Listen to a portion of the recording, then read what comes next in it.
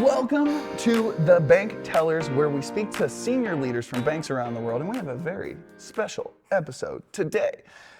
My name comes first before yours. I'm tired, it's day 4. Yeah. My name's Zach Anderson Pettet, VP FinTech Strategy here at Money 2020. In this very special marketing-oriented episode of the Bank Tellers, we have the one, the only, Michelle Draper, CMO at First Citizens Bank.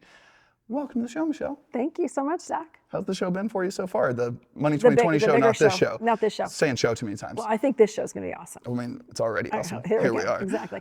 Money 2020 has been pretty epic. So I think everyone can see my sneakers I got on here. You know, you get the miles in and walking around. So yeah, I've been good to my feet today and yesterday, and it's been amazing to see how many companies are not only on the exhibit hall, but how many companies are here connecting, talking to each other, inventing the future together. It's palpable, the experience that you can feel here. The energy has been unique. And it goes very late into the evening. I don't know what you're talking about. Which we won't talk about. These have been super early evenings, very relaxed. You go to bed at 8 o'clock easy every going night. Okay. Across the board. I love it. Me too. Yep. Just water puts us to sleep at night.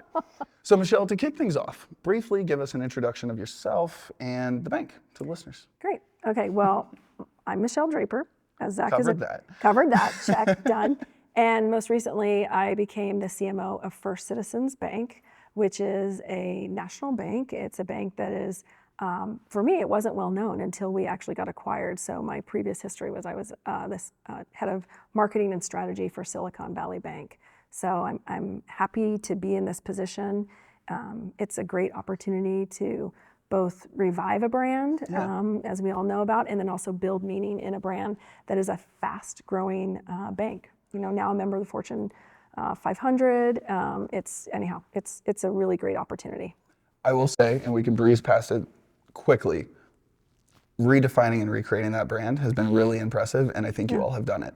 Thank you so much. Absolutely. We have a lot of passion and commitment. I mean, having served innovation for over 40 years and having our employee base, which has like a 20 plus year history, our tenure at SVB is really high. Our leadership team is 20 plus years. How long have you been there before? I was at Silicon Valley Bank for 10 years. Okay. And then now most recently, 18 months going on 2 years with First Citizens.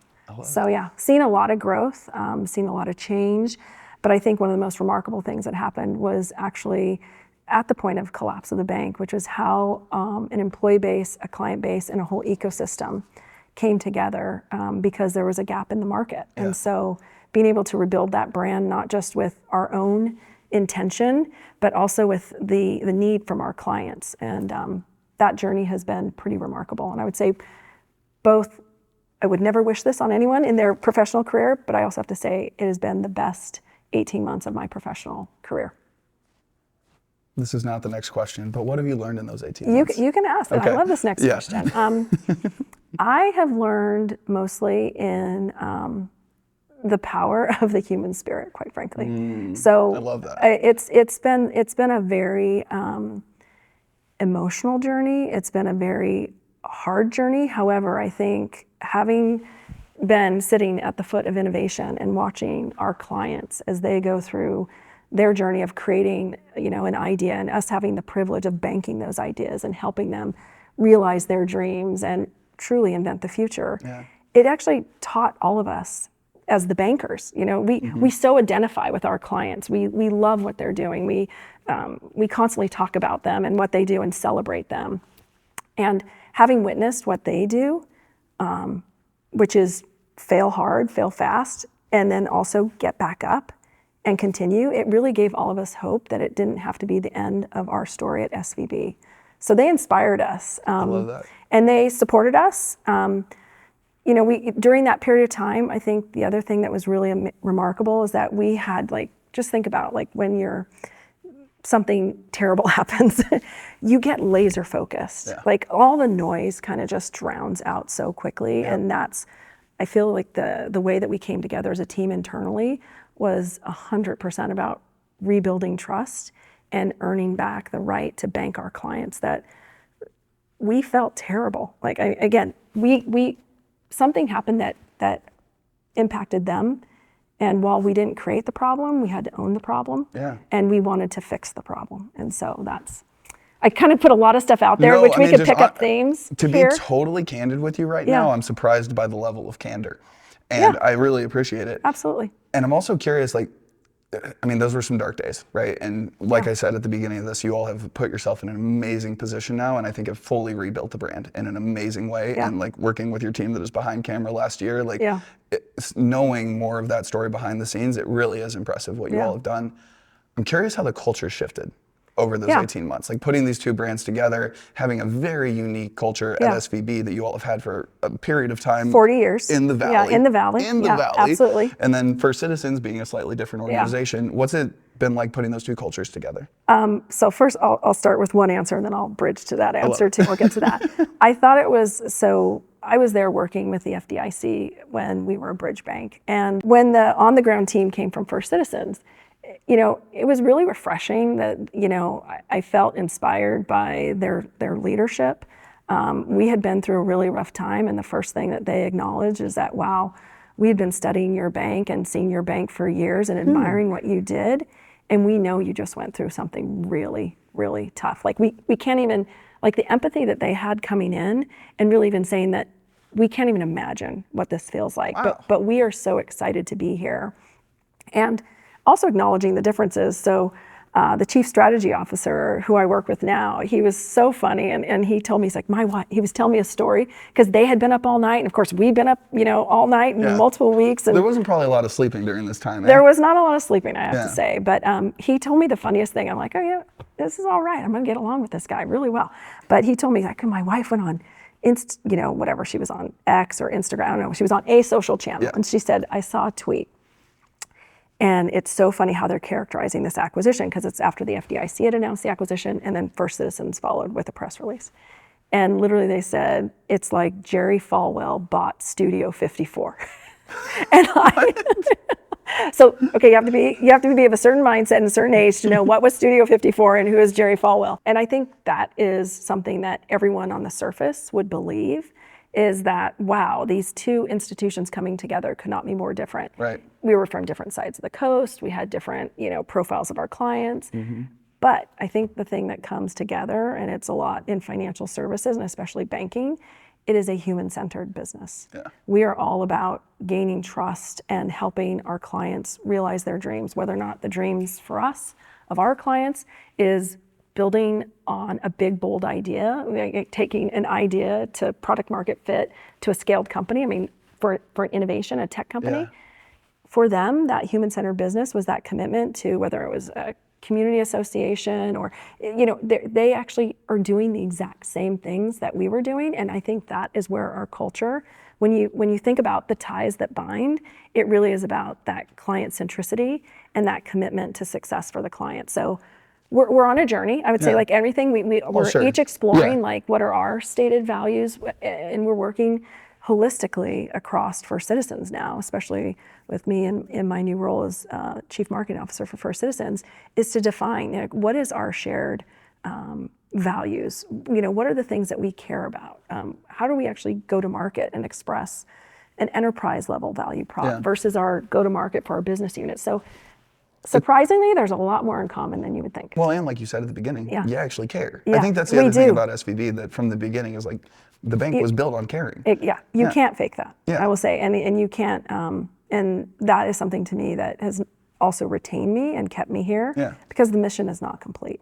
And so I think we care for each other as our employees, but we care so deeply about our clients. And it really, serving innovation for this period of time has really created an identity for our employees and a pride in being able to help, you know, fuel innovation, to help, you know, create the future. Like we are literally, we front row seat of watching these companies that are doing amazing things. I mean, it's a hell of a time to be alive, as we were discussing before we got on camera. So true. But yes, like that is one specific piece where the sum of its parts, I can't talk, but you know what I'm saying. I know it's what like you're saying. It seems greater the whole than is greater than the sum of its parts. Those That's words. exactly, Here, just you take these. Give me that. I'm taking over. I'm just kidding. I knew where you were going. You knew where I was screw that up all the time. Right here, we're right here. But it truly does seem that way. I mean, the way the two brands have come together. But the thing I'm fascinated by, and we can cut this if the team wants to, how do you identify? Like, are you like when you're Personally? walking? Well. She, her. Great question. Sorry. Great follow-up. That was hilarious. How do you identify banking-wise in terms of the brand? Like when you're walking up to someone, you say, I'm Michelle Draper, CMO of First Citizens. Is that exactly what you say? Do you provide any more context about the SVB side? Like how do you kind of explain that to folks? So this is the thing that I think, so in my role and why I'm so hugely excited and why I'm here, after a very traumatizing past 18 months, but also exhilarating, as I mentioned, is the fact that, we have such a great brand opportunity, as we said, resurrect a brand and create meaning in a new brand that has had such rapid growth. And so when I introduce myself, I introduce myself as the CMO First Citizens, as we've seen in Money 2020, but then there's a fast follow because the West Coast isn't as familiar with First Citizens. And so to me, that is an untapped opportunity to create meaning for a 125-year-old institution that has been, has that client centricity, has that long-term thinking, absolutely committed to clients. So it's an opportunity to build something bigger that hasn't been needed to be defined in the past. But now with the rapid growth of, providing both personal banking, wealth management, small business banking, commercial banking in multiple verticals, we are kind of a category unto ourselves right now. When we think about it, it's not like a supersized regional bank. It's not a huge top 4 bank, but it's a bank that is going to allow us to serve our niche segments that we have with the right fit solutions. Because I won't name any other banks, but you can get to big banks and you become a number on the scale. But really, when we're looking at the specialization that we'll continue to provide, we have the right size solutions to meet the customer's journey wherever they are on that journey. If it's personal, if it's commercial, if it's business. And I think, our brand strategy today is really, there is a flagship brand. It is First Citizens. And then we have an endorsed brand strategy, which is actually endorsed brand strategy. So when you think about, you can do I don't mean to get wonky on brand stuff. No, get wonky. We're here to get wonky. We're here to get Let's wonky. Get Here we wonky. go. So you can look at brands like House of Brand, Branded House, but there is other brand approaches. And especially with a bank that's growing at this pace, through having SVB, a division of First Citizens, we are introducing First Citizens to whole new audiences that didn't know who they were before, and vice versa. And so it's a really positive thing as we are moving in the market to, again, create a definition, identify our value prop. It doesn't mean that we're going to go to market. We have to go to market where the brand equity is. And so for Silicon Valley Bank, there's deep brand equity and differentiation. Because I think, as you also know, in the news after the collapse, is that we've had a diaspora of SVB leaders. And so I think in some cases, people would like to think that SVB is gone. But in fact, it is not gone. It is alive and well. We're back in business. We're growing. We've retained 80% of our clients, 80% of our employees. We're seeing employees come back. We're seeing clients come back. One thing I have to say, the Yes SVB campaign, and I give full credit to our creative agency, MEC, is out of New York. We had one headline that we haven't used, but I love this headline, so I talk about it. So the headline is, bank around and find out. Which I can see why you haven't used it. I like it a lot. Back to compliance. So it does show, it's like, we really believe, again, we want to earn back the business, but we really believe that and know that we have something special. We have that secret sauce of, banking innovation for over 40 years and having those deep insights, that deep bench that understands you and your journey as an innovator. So I like bank around and find out. So I like it too. Can I provide a second? Please. So give it to me. First Citizens and SVB, safe, sound, and sexy. Oh, okay, let's do it. That's just like the 3 S's. I can't stop it. No, it's good, but it is. I mean, it's having that anchor and that stability of a 125-year-old institution, and that, talk about culture, long-term mindset, like long-term commitment is something too that actually fits for SVB, because many of our clients, like the way we grow is through repeat business. So founders, and investing cycles, and these are not short. Exactly. Yeah, these are 10-year relationships, and on average, and can be a lot longer. And they're a lot longer because of the repeat business. And literally, we understand the cycles of innovation. So, the way that, translating that value of long-term thinking, the way it shows up in SVB is that we're the patient lender. Like, we know in your journey of innovation that you are going to hit a wall. I would imagine, taking another step back there Yeah. too, thinking about like what a First Citizens banker 3 years ago and an SVB banker 3 years ago Yeah. would have been like. You have a conversation with the same startup, like you take a banker in the same Yeah. room, in the same, that's a very different conversation. Very but like different. where we're at now in the industry, the two of you being together it feels like it makes sense culturally with where we're heading right now. And it's actually Absolutely. like a weird blessing in disguise in Yeah, some way. I don't know. absolutely. I agree with you. There would be no Silicon Valley Bank today if there was not a First Citizens coming in to acquire. Yeah. And so I think it's when we think of it about this, and again, yes, was my identity for 10 years as an SVBer? We called ourselves SVBers, absolutely. But do I see an opportunity to broaden that platform and to really bring the same level of brand, I would say, connection and relevance into the market? I mean, to me, that is super exciting. And that's what First Citizens has at the table now. That's our opportunity. And that's something that we talk about in the management team and the leadership team, which is, we are a completely different bank than we were 2 years ago. There was a prior acquisition of another commercial bank, CIT. And so today, the portfolio and the business is really unique. I mean, we hear that from our analysts and investors. They say, do you know what you have here? And we're, absolutely, we do. And we're excited to continue that level of passion and commitment to clients and continue that long-term thinking. It feels like a really fun, addressing the fact that it's been a hard 18 months. Yeah, It seems no, it's like a been- really fun, like, starting line challenge as a marketer, as a Yeah. CMO, Oh, especially totally. coming in with like a promotion and then these two things coming together. Yeah.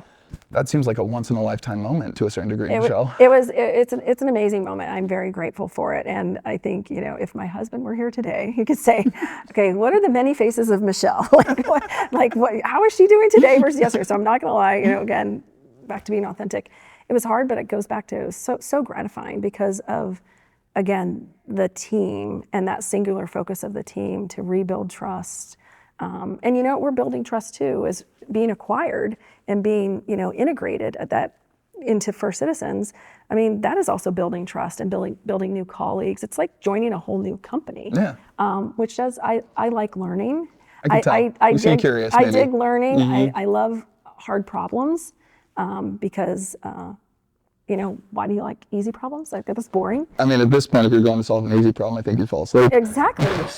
So anyhow, it's a tremendous opportunity and really an honor to be in this role. And there's a lot of learning and teaching that we're doing with each other. And I think that's where the magic happens, is when you're open to learning new things and you're also teaching new things and bringing an organization along to meet their moment. And I think we have a new moment at First Citizens. I absolutely love that. I don't know if we've covered any of the questions. Okay, who cares? Yeah, exactly. We're doing our own thing. One of them that I wanted to ask you, though, that also isn't on here. I'm sorry, team. How important is the fact that you've been in the financial industry as long as you have to being a marketer in the financial industry? So two things. I mean, sometimes I have envy. I got to be honest. Like, oh man, I should have jumped ship into another vertical. But what I love about financial services, and I have been 25 plus years in financial services, starting out at Charles Schwab for 20 years and then SVB. You have your Series 7. I mean, I got my 7, I got my 63. Yeah. I studied hard for that. I never want to take that again. That was a 7-hour test. But well, anyhow. You don't have to. I don't have to, that's true. But I think what's so interesting is just the journey of how much financial services have changed and how much marketing has changed. So both are such dynamic industries. I mean, I'm not saying that other industries aren't, but consumer packaged goods, when you think about it, like the trajectory of their change of actually like how you build a product is not as much, I would say. So my CPG friends, please don't hate me for this. I think it's fair. Okay, thank you. Yeah. Zach said it's fair, so you can't hate me. But I think, financial services, it has changed. Like from the days when I started at Charles Schwab and it was a 3,000 person company and we all talked to Chuck every day because we were on the, it was just regular. Like, what was Chuck like? I'm so jealous right now. Oh my God, he's amazing. It was a hard thing for me to leave when I left Schwab, when I found, Silicon Valley Bank found me. I remember I had this award that I had with Chuck. It was called the Excellence EIS Award, Excellence in Service. And I had a picture of me and Chuck, and he's the same age as my dad, so that's the other thing. And so I felt like, we always used to say, like, let's just listen to Chuck. Like, did you know, like sometimes when we would change, we'd be like, does Chuck know we're doing this? Because like, he is so connected. Like as a entrepreneur, he's an entrepreneur. I don't know if you know that about him. Oh, of course. Yeah. He's No, I'm a huge fan. dyslexic, Like, gigantic and, fan. and just like such an innovator. But you know what? He was a marketer at heart. He was such a marketer at heart. Yeah. And so he loved marketing. He loved like everything was about, if you do right by the client, you will win. And that's what drew me to, quite frankly, to Silicon Valley Bank, was that client centricity was also there. But Chuck is just a real guy who had a vision and a dream to democratize investing, to take it off of Wall Street, to bring it onto Main Street. You've worked with some cool people. I've worked with some cool people, so I'm not jealous about not being in consumer package. So financial services, back to that.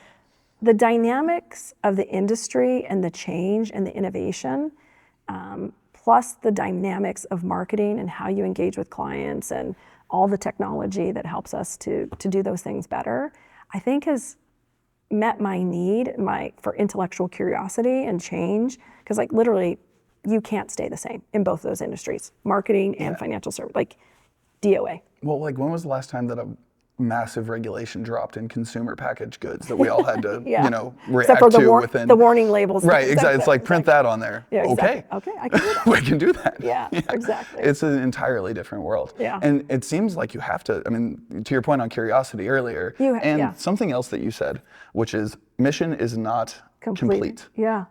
That combined with the curiosity and all of this just feels like an exciting journey in the future. It is. I think it is. I love it. I'm up for. Like I said, I'm up for it, and I'm excited for where we're going to go next. I think we're going to have to do this again. Okay. In like a I'll year, be back. we're going to have to do a check-in. Okay, let's do it. Let's see what's happened. I love it. This is a very unique episode of Bank Tellers because you're a real human. This has been really fun. Oh, I'm so glad. Thank you so much, Michelle. I'm actually not going to ask a single question that we planned. Okay. So I think at that rate, we are all happy. It was Michelle, so fun, thank you Zach. so much. Yeah, I feel like I have a new friend. Well, that's what this is for, right? What are we doing if Exactly. not?